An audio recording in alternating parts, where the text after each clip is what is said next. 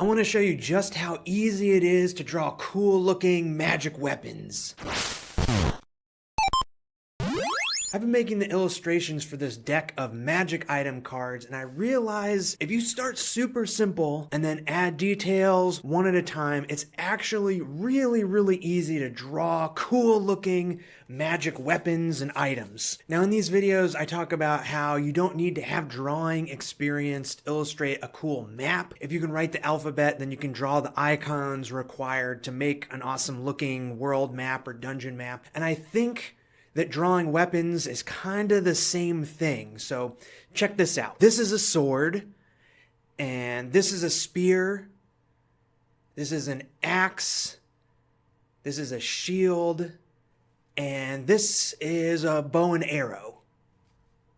And you can absolutely draw every single one of these, right? Super easy. Now let me show you what adding one extra layer of detail does. Swords, really simple. Gonna add a triangle on the grip, add 2 more triangles for the guard, then some parallel lines that end in a point for the blade, and let's do just a little circle for the pommel.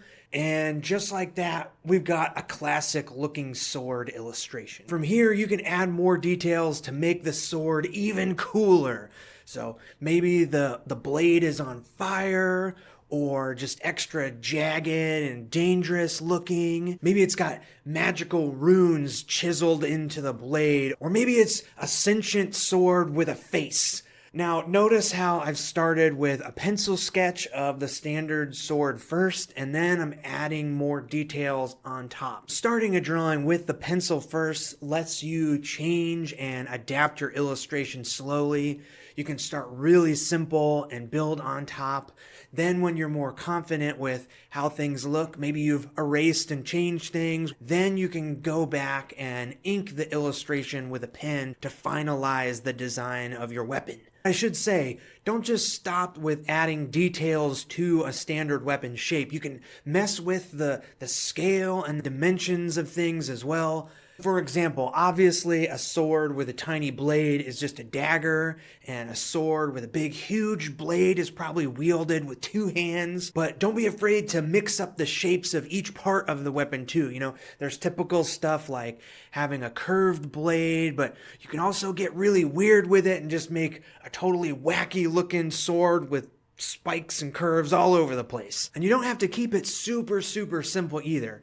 Check out this fun little zine by one of my favorite illustrators named Sam Bosma. It's called Treasure Chest, and it's got a bunch of beautifully illustrated magic items. I don't think you can get the printed version anymore, but if you do a little Google search, you can find all the items in the zine, plus a bunch more.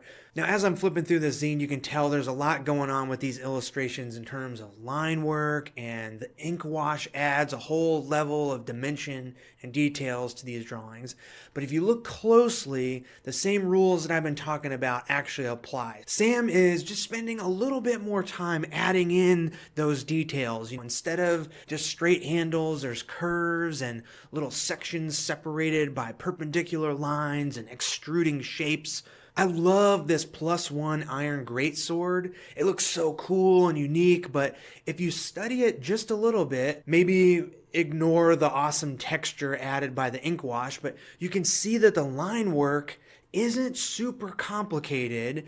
And I can almost imagine Sam starting with the same basic sword shape and then adding the details on top, right? So the handle is curved to better fit 2 hands, and the crossguard is actually smaller. The blade starts with these kind of curves but ends in a little sharp diamond.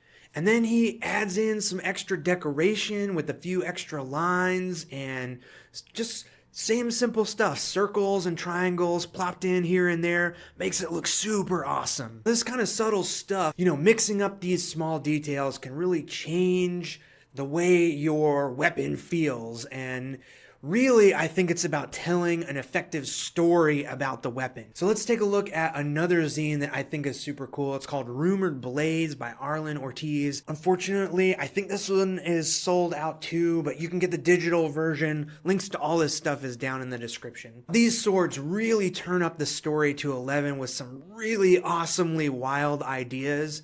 A poisonous sword, not because somebody applied poison to the blade, but because there's a snake with its head chopped off wrapped around it, and there's a crystal sword that's held together by thorny vines. Super, super cool stuff, right? I think having a story for your weapon is a great way to start off your drawing. So if I know that this magical axe that I want to draw is made of dragon bones, I can start with the simple shape of an axe and then add those details on top. The handle is made from a leg bone, and the axe heads are actually the jaws of dragons with all the teeth sticking out.